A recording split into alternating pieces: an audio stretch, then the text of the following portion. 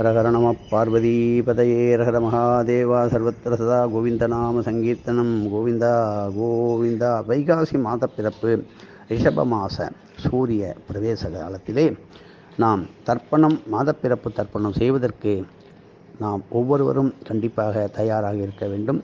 இதை 9 வேலி என்கின்ற அற்புதமான உலக நடைமுறைக்கு ஏற்ப கிருஷ்ண பரமாத்மா தரிசனம் கிடைக்கின்ற பாமா ருக்மணி சமேத ஸ்ரீ கிருஷ்ணருடைய அருள் கிடைக்கின்ற இடமானது 9 வேலி. இந்த இடத்திலே தர்ப்பணம் செய்து மூதாதையர்களை பித்திருக்களை வழிபடும் பொழுது நீங்கள் அடையப் போகின்ற சந்தோஷம் கொஞ்ச நஞ்சம் இல்லை. அதனால் தர்ப்பணத்திற்கு தயாராகி நீங்கள் எல்லாவற்றையும் தயார் செய்து கொள்ளுங்கள். முதலிலே நீங்கள் தர்ப்பணம் செய்கின்ற தட்டு தாம்பாளம் பித்தளை அல்லது செப்பு இல்லை மரத்தாம்பாளம், எவர் சில்வர் கண்டிப்பாக உபயோகப்படுத்தாதீர்கள்.